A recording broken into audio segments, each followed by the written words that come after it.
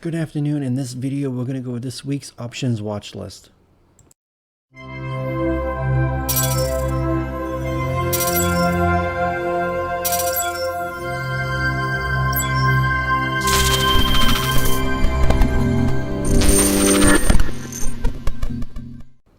Before I get into the watch list, if you're not in the room, you should be. You can find the link in the description of the video and in my bio section of social media or accounts. Also, please subscribe to the channel if you haven't done so already and like the video.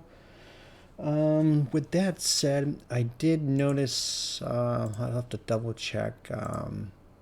We have Powell on Tuesday at 10 a.m. Let me double check. Yeah, Powell 10 a.m. Testifying on the nomination chair, Federal Reserve. Yeah. So we'll have to see what happens with that. That could end up being a mover. That is the only day I see him, is Tuesday at 10 o'clock. So make sure you write that down, because I'm sure he's going to say something that's going to freak the market out. So, so yeah. With that said, we'll get started with, I do have quite a few on the bullish side and a couple on the bullish side. Now, I'm thinking, if you have gone on my Twitter account today, you've already seen that I posted something about these, let's see, the put to call ratio is really high. Let me get there. It's let's see what the exact number is. Yeah, it's like it's almost close to the 0.60 level, which is really high. And the last few times it's gone at that level, that SPY has had a nice squeeze. So a lot of people are probably going to think the short side on SPY, but I'm thinking we're going to have a massive squeeze either tomorrow or Tuesday. So I would expect to see a strong move on that. Also, we have earnings season coming. The banks are reporting this week, so that could end up having a big impact on the market. So if the earnings, the bank's earnings are strong, SPY is going to respond. Then we have the big boys the week after, and the week after that, you know, Microsoft, Google, Amazon, Apple, stuff like that. So earnings season is upon us, and that we could see some ER run-ups. And so I'm watching SPY over 460, we'll say 468 for push to 470, 475. I wouldn't be a bit surprised if we see a push to 475 by the end of the week, or even just in that one day, in a one day, because, you know, anytime SPY gets strong, it really just has a really strong day. I really thought it was going to happen on Friday, have that strong day, but it didn't. So we'll probably end up having it tomorrow or Tuesday. Hopefully it won't be one of those days where the futures gap up a lot, then you're chasing a $50 gap up. I hate that. I really don't like playing those when it does that. So hopefully that will not happen. Hopefully SPY will gap up just a tiny bit, or gap down, or open flat and then just rip. That will make it things so much easier to play. I don't want to see it gap up over 470 and try to chase it all day. I don't like the risk reward on that. But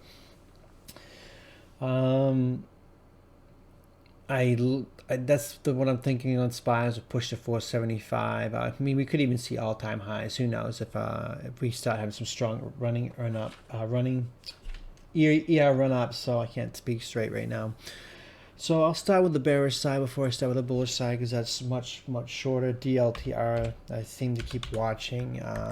Now I'm watching it underneath the 140 level for push to 130 to gap support in the 120. So definitely going to keep that on watch on DLTR.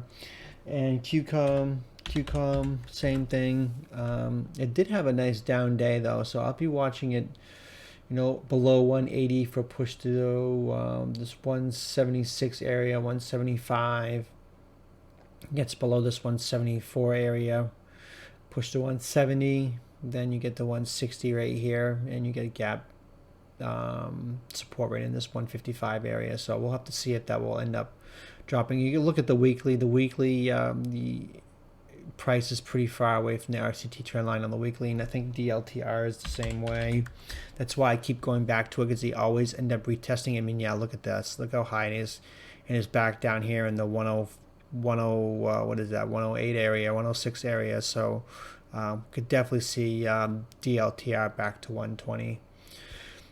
No, I did that. I called that on Baidu, I think, and Roku at some point. Yeah, when it was back up here, I mean, I said it was going to end up falling apart, and people get saying, "Oh no, it's not." And yeah, it did. I mean, anytime price gets this far away from this line right here, it acts as a magnet. Roku did the same thing back here, and did it. Now Roku's on the other side of it, in which Roku's on my watch side on the way up. I mean, this is right around into 377 area. Roku will end up bouncing. It's just a matter of when.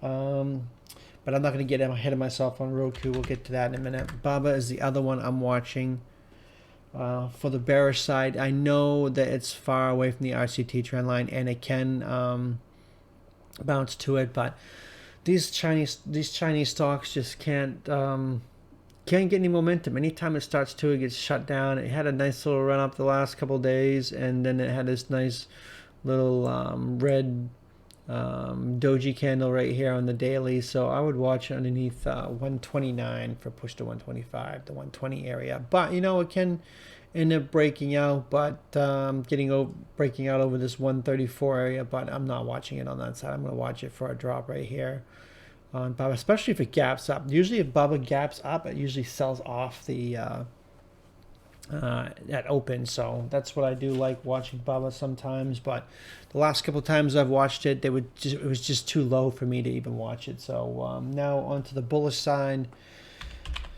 Disney is one. You got earnings season coming up. Disney's starting, you know, to shape up a little bit on the daily. You know, if it does manage to get over this 159 area, 160 area, it's got some room up to the 164, 165 for gap resistance right here. So the weekly looks good. Starting to curl right here. Getting ready for a weekly crossover right here. So we could see a strong move on Disney, especially if the market's strong. So yeah, I would watch it for 160 for 165. If it does manage to break gap resistance right here, that it could end up filling the gap, and it's had enough time to build strength, especially right in here, to make that run. So Disney could make that run. PayPal, I know I had PayPal short on Thursday and Friday, but the weekly is just so oversold. So I would watch it over let's say the 190 level. Let's say Friday high. Friday's yeah, not high, but right here, 190 for push to this 194 area, which ends up being a getting stuffed right here. But likely at some point it's going to end up breaking this 194 or 196 here and make a run to 200. So definitely be watching PayPal. Roku, which we just talked about. Roku, every time you think Roku's going to bounce, it ends up just taking a bigger dump. And this sell-off was starting to look good right here, and this was another analyst downgraded, another one that no one's even heard of. The same thing back, I don't know what it was, back here, another unknown analyst, and just Roku responds to the unknown analyst, and I don't know why. And when you have somebody like, I think it was Citi or JP Morgan, somebody or big made an upgrade, it just ignores it, but yet it doesn't ignore the analysts that no one has ever heard of. But yeah, I mean, Roku is just way too oversold. It's likely to bounce. I mean, the weekly RSI is below 30. That does not really happen. Last time that's happened, well, obviously right here, but before that was the COVID crash, and look what it's done since. So I think that it's gonna wake up. And before you know it, this thing can be 350 again, 400 again. Roku just loves to make strong moves, and I mean, the bottom is going to be pretty close if it hasn't already been put in already. I mean, it's at ridiculous levels right now. I mean, from what 490 to 180, you're down 300 points on it, and we'll watch it have a good earnings or something and end up being 350. But anyways, Roku, definitely be watching that. I'll watch it over 185, 190, then 200. And Roku will end up having probably a $30 day, $30 day. Wouldn't be surprised if we see a $40 day out of Roku here sometime soon, especially after this drop right here. I'm sure there's a lot of people on the short side of Roku, and the float is very, very, very tiny for a large cap, and this thing can make monster moves, and I expect it to. Snap is another one. Snap just can't seem to get out of its way either, just like Roku. Anytime it starts to get any momentum, it just gets shut down. And it gets a little momentum, shut down.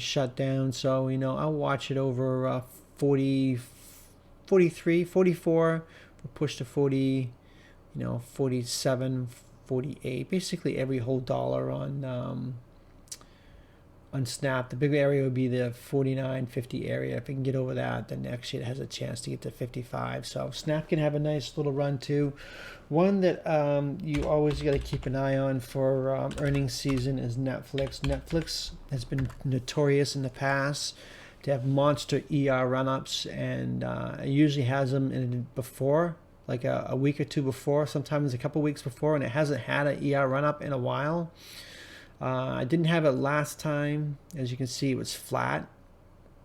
So now it's really, really well oversold right here on the daily. I mean, the RSI is below, what, 21, 20 on the daily, and it's right into this 540 area. So I would definitely, I think Netflix would be the top watch to watch this week because it's in this support area right here, weekly support, daily support, and ER run up. And it's got ER, I think, next Thursday, I think the 20th, if I remember correctly. So we could see Netflix a 580, 600 really, really fast. So definitely watch Netflix this week. Lululemon, LULU, same thing. It's really oversold on the weekly. You can see a bullish divergence right there, lower lows, and the RSI is making higher lows. So definitely could see a nice little reversal on Lululemon. It's just not too long ago it was almost 500, and now it's down to almost 350. So definitely watch Lululemon for a reversal over 360, 370 to 380 to 390 and 400. So this could end up making a strong move too. And the last one is NVIDIA. Now NVIDIA, I mean, you can look at this and say, okay, it can go lower, and it probably could. You got a head and shoulders right here, left head and right shoulder. So it could go lower, but and the RCT trend line's down here. So yeah, it could go lower, but I'm kind of like looking at it from the point of view that it does like to bounce in this 270 area. So it bounced here. It tried to bounce here and got flushed. So maybe it will try to bounce again. So I would watch it over 275 for push to 285. 290, 295, 300. So, but also be aware it could go lower. It could go to the 228 area, 229 area before actually having any.